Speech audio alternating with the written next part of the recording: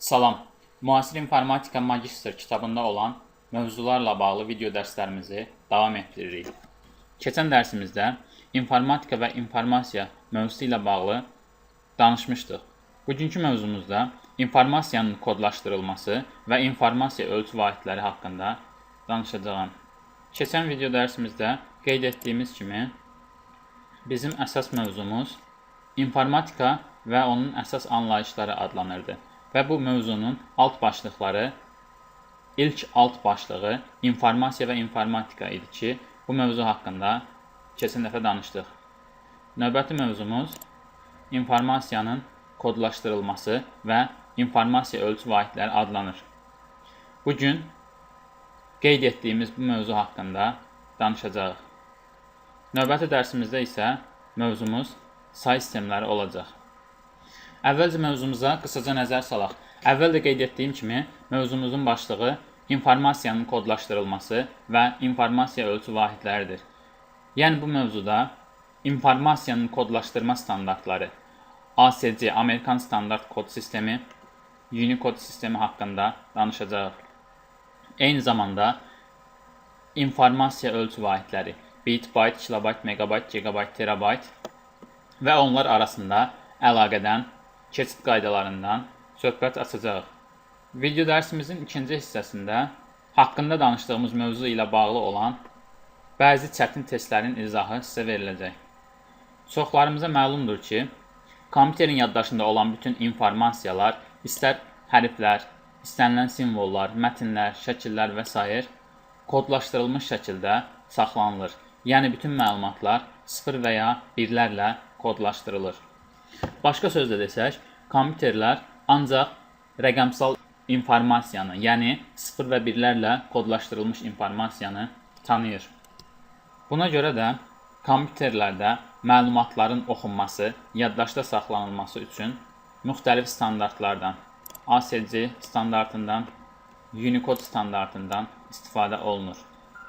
Əvvəlcə ASC standartı haqqında danışaq.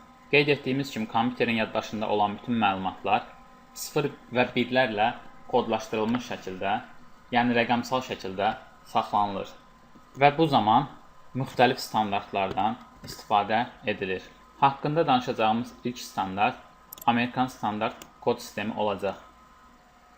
Bu standarta əsasən kompüterdə istifadə oluna biləcək bütün simvollar, hərflər, rəqəmlər, işarələr və s. 8 ədəd 0 və 1 ilə kodlaşdırılıb. Yəni, Amerikada yaradılan bu standartda əvvəlcə Amerika əlifbasına daxil olan bütün hərflər, məsələn, A, B və s. Z, daha sonra rəqəmlər, işarələr və s. bir cədvələ salındı. Bundan sonra isə hər bir simvolu kodlaşdırmaq üçün 8 ədəd 0 və 1-dən istifadə olundu. Tutaq ki, A hərfinin kodu 01 00 00 10 şəklindədir. Onda aydın məsələdir ki, B hərfinin də kodu ən az bir işarə ilə A hərfinin kodundan fərqlənməlidir. Məsələn, B hərfinin kodu 01 00 00 10 şəklində ola bilməz. Çünki belə olduğu halda kompüter A və B simvollarını bir-birindən fərqləndirə bilməyəcək. Yəni, ən az bir simvol fərqi ilə A və B hərfləri bir-birindən fərqlənməlidir. Buna görə də B hərfinin kodunda 0 əvəzinə 1 yazmağımız kifayət edər. Yenə təkrarən qeyd edək ki, simvolların kodlaşdırılmasında istifadə olunan bu standart Amerikan Standart Kod Sistemi adlanır. Deməli, bu standartda kodlaşdırma zamanı 8 ədəd 0 və 1-dən istifadə olunur. Orta məktəbi 11-ci sinifi yadımıza salsaq, riyaziyyat dərsində bizə aranjman, permütasiya, kombinizonla bağlı mövzular keçilirdi. Əgər bizim istifadə etdiyimiz kodlaşdırma sistemində iki fərqli simvoldan, iki fərqli rəqəmdən, yəni 0-dan və 1-dən istifadə olunursa və kodun ümumi uzunluğu 8-dirsə, onda bir-birini təkrarlamayan ən çox 2 üstü 8, yəni 256 ədəd fərqli ardıcıllıq yaratmaq olar. Başqa sözlə desək, ASC standartında ən çox 256 ədəd fərqli simvolu kodlaşdırmaq mümkündür.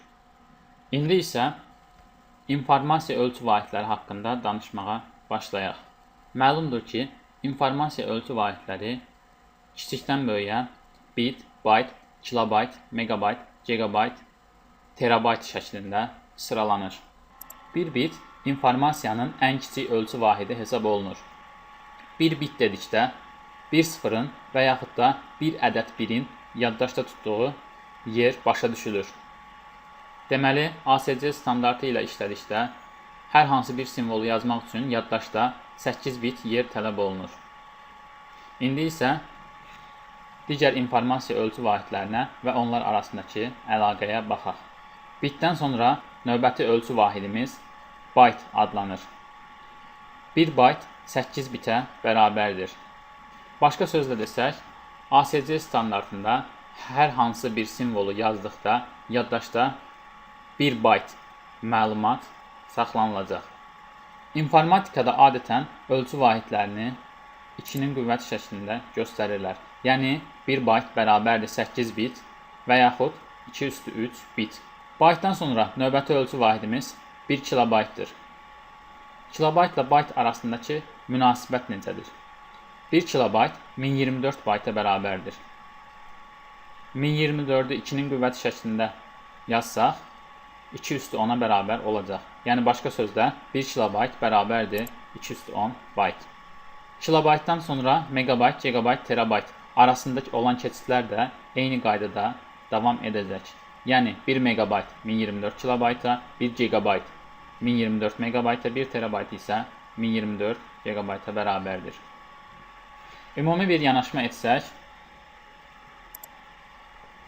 bit və bayt arasındakı keçid 2 üstü 3, digər bütün ölçü vahidləri arasında olan keçid isə 2 üstü 10-dur. Yəni, yuxarıdan aşağıya doğru ardıcıllıqla bayt bitdən 8 dəfə böyükdür. Digər ölçü vahidləri isə, məsələn, kilobayt baytdan, megabayt kilobaytdan, gigabayt megabaytdan, terabayt gigabaytdan 2 üstü 10 dəfə, başqa sözlə 1024 dəfə böyükdür. Ümumiyyətlə qeyd edək ki, magistratura imtahanı zamanı haqqında danışdığımız bu mövzudan, yəni informasiyanın kodlaşdırılması və informasiya ölçü vahidləri haqqında olan mövzudan ən az 2 sual düşür. Buna görə də bu mövzuya dərindən yiyələnmək lazımdır. İndi informasiya ölçü vahidlərinin birindən digərinə keçməklə bağlı 1-2 sadə misala baxaq. Tutaq ki, 4/1 gigabaytı bitlə ifadə etmək tələb olunur. Bu zaman əvvəlcə qarşıdakı ədədi, yəni 4/1-i yazırıq. Sonra isə gigabaytla bit arasındakı münasibətə baxırıq. Deməli, gigabaytdan bitə keçmək üçün 2 üstü 10, yenə 2 üstü 10, yenə 2 üstü 10 və ən sonda 2 üstü 3 keçidlərindən istifadə etməliyik. Başqa sözlə, gigabaytdan megabayta keçmək üçün 4/1-i 2 üstü 10-a, megabaytdan kilobayta keçmək üçün yenə 2 üstü 10-a, kilobaytdan bayta keçmək üçün yenə 2 üstü 10-a, baytdan bitə keçmək üçün isə 2 üstü 3-ə vurmaq lazımdır. Aydın məsələdir ki, üstlü, qüvvəti olan ədədləri vuran zaman üstlər toplanır. Bunu sadə şəkildə belə düşünə bilərik. Gigabaytdan megabayta 2 üstü 10, megabaytdan kilobayta 2 üstü 20, kilobaytdan bayta 2 üstü 30, baytdan bitə 2 üstü 3, yəni 2 üstü 33. Beləliklə, 1 gigabaytı bitə keçmək üçün 4/1 vurulsun, 2 üstü 33 ifadəsini hesaplamaq lazımdır.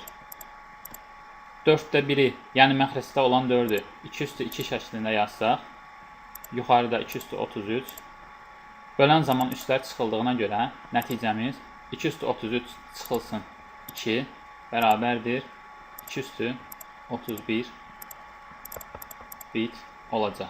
İndi biraz sadə formada misala baxaq. Məsələn, 8/1 gigabaytı megabaytla ifadə etmək lazımdır. Bu zaman 8'də 1 vurulsun. Gigabaytla megabayt arasındakı əlaqəyə baxsaq, onların qonşu olduğunu görərik. Yəni 1 gigabayt bərabərdir 1024 megabayta. 1024 megabayt da 2/10 olduğuna görə 8'də 1 vurulsun. 2/10 yaza bilərik. Buradan 8'i 2/3 şəklində yazsaq, yuxarıda 2/10. Nəticəmiz 2/10 sıxılsın 3 bərabərdir 2/7 megabayt olar. Beləliklə, informasiya ölçü vahidləri və onlar arasındakı əlaqədən, sadə keçidlərdən danışdıq. Əvvəl qeyd etmişdik ki, informasiyanın kodlaşdırılması zamanı ASC standartı ilə bərabər Unicode standartından da istifadə olunur. İlk kompüterlər yaranan vaxt ancaq ASC standartından istifadə olunurdu. Tədricən kompüterlər inkişaf etməyə başladı və fərdi kompüterlər meydana gəldi. Kompüterlərin belə geniş yayılması nəticəsində onların satışı bütün dünyada yayıldı və nəticə etibarilə yeni simvolların kompüterin yaddaşına daxil edilməsinə ehtiyac, zərurət meydana gəldi. Yadınızdadırsa, 2000-ci illərin əvvəllərində Azərbaycan əlifbasında olan Ü, Ə, Ş, Ç kimi hərflərdən kompüterdə istifadə etmək olmurdu. Çünki bu kimi hərfləri ASC standartına daxil etmək üçün boş yer qalmamışdı. Əvvəl qeyd etdik ki, ASC standartında ən çox 256 ədəd simvol kodlaşdırmaq mümkün idi. Və kompüterlərin inkişafı nəticəsində daha çox simvola ehtiyac var idi ki, ASC standartı bu simvolların kompüterin yaddaşına daxil edilməsinə imkan vermirdi. Belə olan halda bu problemin həllini beynəlxalq təşkilat, beynəlxalq standartlaşdırma təşkilatı olan ISO öz üzərinə götürdü və ISO Unicode adlı yeni bir kodlaşdırma sistemi təklif etdi. Bəs Unicode kodlaşdırma sisteminin ASC ilə fərqi nə idi? ISO təklif edirdi ki, Unicode standartında hər bir simvolu kodlaşdırmaq üçün 8 ədəd yox, 16 ədəd 0 və 1-dən istifadə edilsin.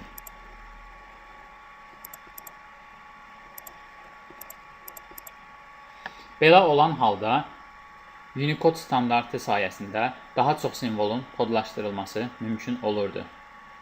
Yəni, əvvəl ASC standartında istifadə etdiyimiz hesablamaya əsasən Unicode standartında 2/16 ədəd müxtəlif simvol kodlaşdırma olardı. 2/16 65536 ədədinə bərabərdir. Bu da kifayət qədər çox simvol kodlaşdırılmasına imkan verir. Çox vaxt testlərdə belə suallar qarşımıza çıxır. Unicode standartının ASC standartına görə üstünlüyü nədən ibarətdir? Aydın məsələdir ki, bu üstünlük daha çox simvolun kodlaşdırılması ilə əlaqədardır. Yəni, Unicode standartı ASC standartına görə daha çox simvol kodlaşdırmağa imkan verir. Bəzən sualı başqa formada da qoyurlar. Yəni, ASC standartının Unicode standartına əsasən, Unicode standartına görə üstünlüyü soruşulur. ASC standartının Unicode standartına görə üstünlüyü isə yaddaşda daha az yer tutması ilə bağlıdır. Yəni, əgər hər hansı bir simvolu ASC standartı ilə yazırıqsa, bu zaman yaddaşda 8 bit, başqa bir sözlə 1 bayt yer tutur.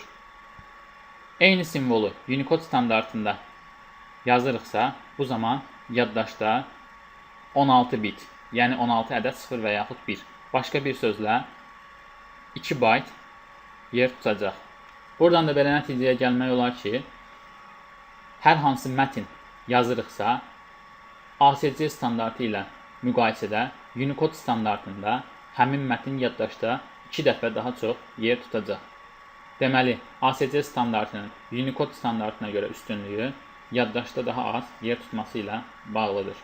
Beləliklə, ASC standartı, Unicode standartı və informasiya ölçü vahidləri haqqında danışdıq. Mövzunu daha yaxşı başa düşə bilmək üçün bəzi çətin testlərin izahına baxaq. Kitabın 144-cü səhifəsində haqqında danışdığımız mövzu ilə bağlı testlər yer alır. Bu testlərə nəzər salaq və onlardan ən çətin olanlarının izahına baxaq. Test 20. GB-ın 4də 1 hissəsi neçə baytdır? Yəni burada bizdən 4də 1 GB-ı bayta keçməyimiz tələb olunur. İnformasiya ölçü vahidlərini yadımıza salsaq, 1 bit, 1 bayt, 1 kilobayt, 1 megabayt, 1 GB şəklində idi. Deməli, GB-dan bayta keçmək üçün 210, 220 və 230 ədədinə vurmaq lazımdır. Beləliklə, 4də 1 GB bərabərdir 4də 1 vurulsun 230 bərabərdir. Kəsr xətti çəkək. 4-ü 2-nin kvadratı şəklində göstərək. Yuxarıda 230 bərabərdir. Bölən zaman üstlər çıxıldığına görə 230 çıxılsın 2 bərabərdir 228 bayt. Cavab D. Növbəti testimizə keçək. Aşağıdakı ifadənin nəticəsini tapın. 2048 kilobayt üstəgəl 3 megabayt. Əvvəlcə 2048 kilobaytı megabayta keçək. 2048 kilobayt əslində 2 vurulsun 1024 kilobayt deməkdir. 1024-ü 2 vurulsun 210 şəklində yazsaq, aydın olur ki, kilobaytdan sonra megabayt gəldiyinə görə bu ifadə 2 megabayta bərabərdir. 2 megabaytı misalda yerinə yazsaq, 2 megabayt plus 3 megabayt bərabərdir 5 megabayt cavabını alarıq. Beləliklə, bu testin də cavabı D variantı olacaq. Növbəti testimiz 24 nömrəli testdir. Məsələ tipində olan bu testi həll edək. Qovluğun ümumi həcmi 10 megabaytdır. Bu qovluqdan 1024 kilobayt video fayl, 2048 kilobayt mətin faylı və 512 kilobayt musiqi faylı silindi.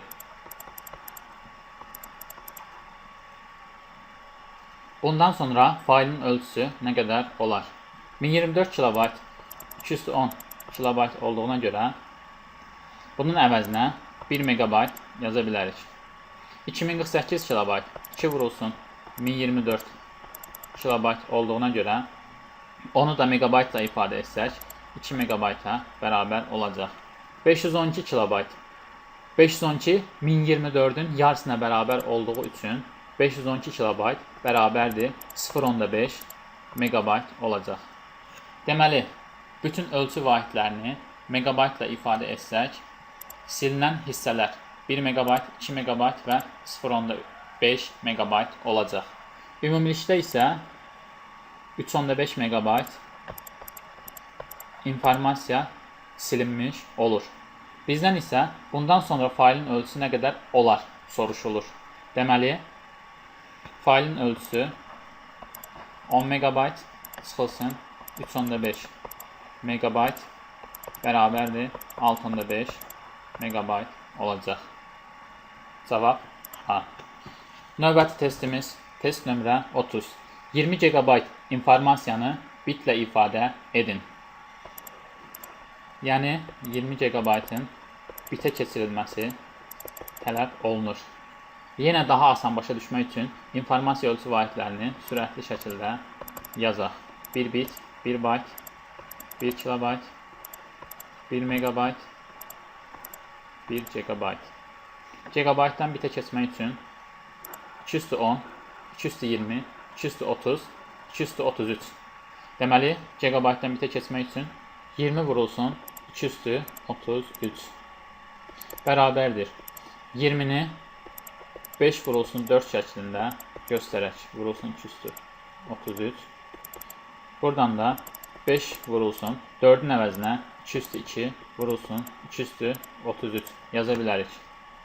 Və Aydın məsələdir ki, vurma zamanı üstləri toplamaq lazımdır. Nəticədə cavabımız 5 vurulsun 2 üstü 35 bit olacaq. Deməli, cavab B bəndi. 32 nömrəli test. Mətin faylının ümumi tutumu 640 kilobaytdır. Mətnin hər səhifəsində orta hesabla 32 sətir və hər sətirdə 64 simvol var. Unicode standartı ilə yazılmış bu mətin neçə səhifədən ibarət olar? Məsələnin şərtini başa düşməyə çalışaq. Deməli, bizim hər hansı bir mətin faylımız var və onun ümumi tutumu 640 kilobaytdır. Eyni zamanda mətnin hər səhifəsində orta hesabla, yəni əgər bu bizim səhifəmiz olsa, 32 ədəd sətir var. Hər sətirdə isə 64 simvol. Əvvəlcə bir səhifədə olan simvolların sayını tapaq. 32 sətir və hər sətirdə 64 simvol olduğuna görə bir səhifədə olan simvolların sayını tapmaq üçün 32 vurulsun 64 ifadəsini hesablamaq lazımdır. 32 2 üstü 5, 64 isə 2 üstü 6 deməkdir. Beləliklə 2 üstü 11 ifadəsini almış olduq. Deməli, bizim simvollarımızın sayı hər vərəqdə 2 üstü 11 ədəd olacaq. Daha sonra fikir veririk ki, bu mətin faylı Unicode standartında yazılıb. Əgər mətin faylı Unicode standartında yazılıbsa, bu o deməkdir ki, hər bir simvolum 2 bayta bərabərdir. Yəni, bir səhifədə yerləşən informasiya ölçü vahidini hesablamaq üçün simvolların sayını, yəni 2 üstü 11-i 2-yə vurmaq lazımdır. Nəticədə 2 üstü 12 bayt alarıq. Beləliklə, biz tapmış olduq ki, mətin faylının hər səhifəsi özündə 2 üstü 12 bayt informasiya saxlayır. Məsələnin şərtində isə göstərilir ki, faylın ümumi tutumu 640 kilobaytdır. Bizə isə səhifələrin sayını tapmaq lazımdır. Bunun üçün ümumi tutumu, yəni 640 kilobaytı bir səhifədəki informasiya tutumuna, yəni 2 üstü 12 bayta bölmək lazımdır. Gördüyünüz kimi yuxarıda ölçü vahidi kilobayt, aşağıda isə baytdır. Hesablama əməliyyatı aparmaq üçün hər ikisini eyni ölçü vahidinə gətirmək lazımdır. Kilobaytı bayta keçirmək üçün onu 2 üstü 10-a vurmalıyıq. Yəni 640 vurulsun 2 üstü 10 bayt. Aşağıda isə 2 üstü 12 mövcuddur. 2 üstü 10-u və 2 üstü 12-ni ixtisar etsək, məxrəcdə 2 üstü 2 qalacaq. Beləliklə 640 bölünsün 4 bərabərdir 160 səhifə alarıq. Deməli, bizim mətnimizin ümumi tutumu 160 səhifədən ibarətdir. Ümumiyyətlə, bu tipli məsələləri hesablayan zaman nəzərə almaq lazımdır ki, əgər mətin faylı ASC standartı ilə yazılarsa, hər simvol yaddaşda 1 bayt, Unicode standartı ilə yazılarsa, hər simvol yaddaşda 2 bayt yer tutacaq. Müasir kompüterlər isə hamısı Unicode standartı ilə işləyir. İndi növbəti testimizə keçək. Test 33. Tələbələr haqqında hazırlanmış məlumat cədvəlində hər tələbə haqqındakı məlumat 1024 simvoldan ibarətdir. 4096 tələbə haqqında informasiya neçə megabayt olar? Deməli, hər hansı bir cədvəldən söhbət gedir və burada tələbələr haqqında olan məlumatlar saxlanılır. Hər tələbə haqqında olan məlumat isə 1024 simvoldan ibarətdir. Yəni, bir tələbə haqqındakı məlumat 1024 simvoldur. Bizdən isə 4096 tələbə haqqında olan informasiyanın tapılması tələb olunur. Bir tələbə haqqında məlumat 1024 simvol, 4096 tələbə haqqındakı məlumat isə x simvol. Yəni, bu şəkildə tənasüb yazaq və x-i buradan tapaq. X bərabərdir 1024 vurulsun 4096 olacaq. 1024 2 üstü 10-a bərabərdir. vurulsun 4096 isə 4 vurulsun 1024 deməkdir. Beləliklə 2 üstü 10 vurulsun 4-ün əvəzinə 2 üstü 2 vurulsun 1024-ün əvəzinə isə 2 üstü 10 yazaq. Vurma zamanı üstlər toplandığına görə bu ifadəmizin nəticəsi 2 üstü 22-yə bərabər olacaq. Beləliklə biz tapmış olduq ki, 4096 ədəd tələbə haqqında məlumatı yazmaq üçün 2 üstü 22 simvoldan istifadə olunur. Və mötərizədə qeyd olunub ki, bu məlumatlar ASC standartında yazılıb. ASC standartında yazılan məlumatların hər bir simvolu yaddaşda 1 bayt yer tutduğuna görə ümumi cədvəlimizin tutumu 2 üstü 22 bayt olar. Amma bizdən nəticəni megabaytla göstərmək tələb olunur. İnformasiya ölçü vahidlərinin ardıcıllığını nəzərə alsaq, 1 bit, 1 bayt, 1 kilobayt, 1 megabayt olduğu məlum olacaq. Bizə isə baytdan megabayta keçmək tələb olunur. Bunun üçün əvvəlcə baytdan kilobayta, sonra isə megabayta keçmək lazımdır. Yəni baytdan kilobayta keçmək üçün onu 2 üstü 10-a, kilobaytdan megabayta keçmək üçün isə təkrar 2 üstü 10-a bölmək lazımdır. Birbaşa baytdan megabayta keçmək üçün aldığımız bu ifadəni 2 üstü 20-yə bölməyimiz kifayət edəcək. Beləliklə 2 üstü 22 bölünsün 2 üstü 20 bərabərdir 2 üstü 22 çıxılsın 20. O da bərabərdir 2 üstü 2 megabayt. Başqa sözlə 4 megabayt almış olduq. Beləliklə bu testin də cavabı B variantı olacaq. Növbəti testimizə keçək.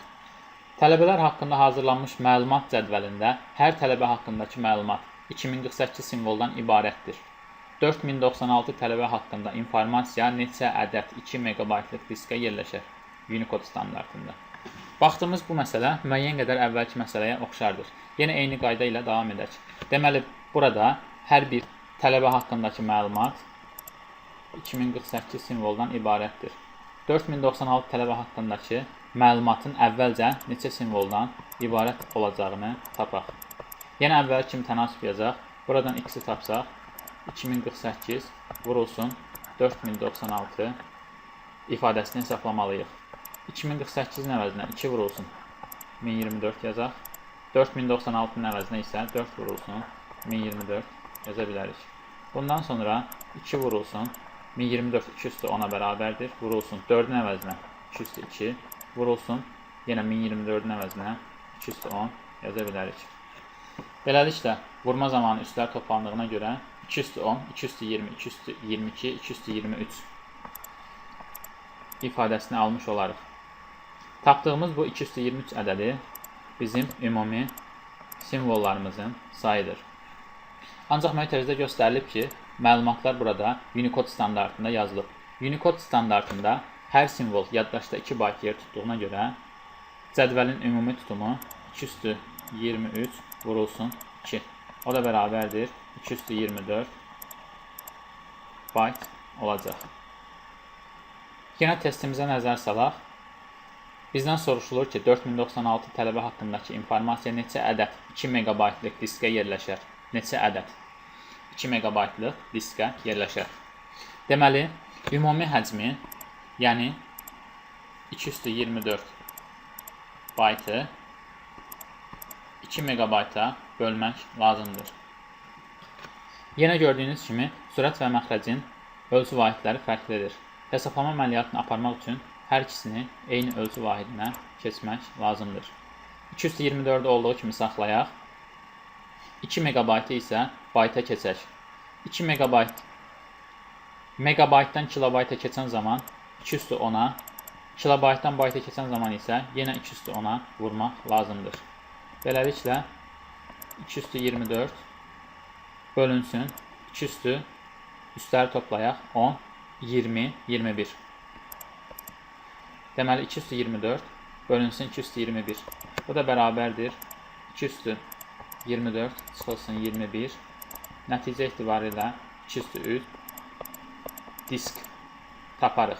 2/3 8 olduğuna görə deməli bütün cədvəldə olan informasiyanı yerləşdirmək üçün 8 ədəd 2 MB-lıq disk bizə lazım olacaq.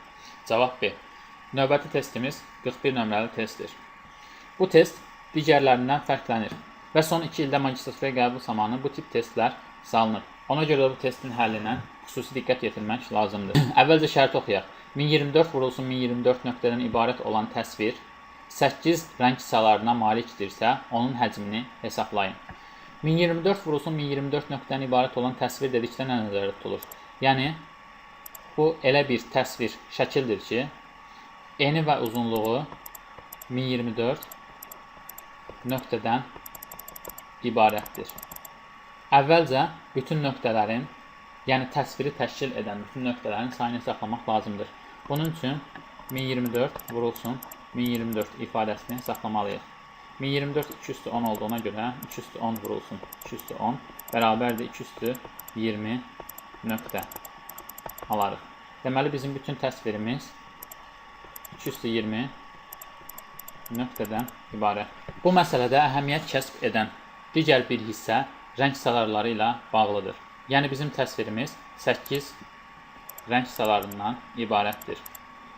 Rəng salarlarını, başqa sözlə, rənglərin sayını 2-nin qüvvət şəklində yazmaq lazımdır.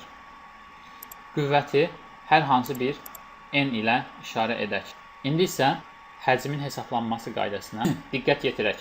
Təsvirin ümumi həcmini hesablamaq üçün burada yerləşən nöqtələrin sayını n-ə vurmaq lazımdır. Və alınan bu ifadənin nəticəsi həmişə bitə bərabər olacaq.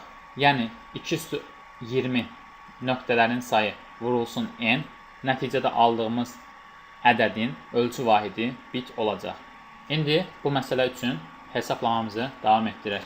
Nöqtələrin sayı 2/20 vurulsun n, yəni rəng salarlarında 2-nin qüvvəti 3 olduğuna görə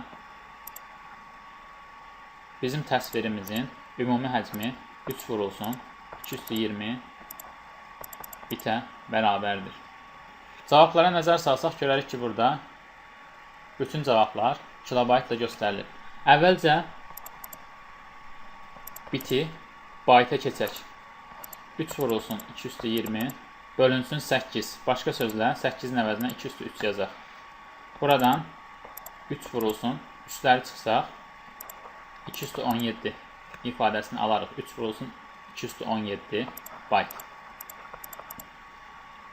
Baytdan da kilobayta keçmək üçün aldığımız ifadəni 2/10-a yenidən bölmək lazımdır. Yenə də bölmə zamanı üstlər çıxıldığına görə 3 vurulsun 2/7 kilobayt alarıq. Buradan 3 vurulsun 2/7 128 ədədinə bərabərdir. Vurma əməliyyatını yerinə yetirsək 384 kilobayt alaq. Deməli, bizim təsvirimizin yaddaşda tutduğu yer 384 kilobayta bərabərdir.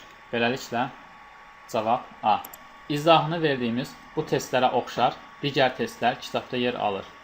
Mövzunu daha yaxşı başa düşmək üçün bu mövzu ilə bağlı olan çoxlu sayda test işləmək lazımdır. Hamınıza uğurlar. Növbəti dərsdə say sistemləri haqqında danışacağıq. Sağ olun.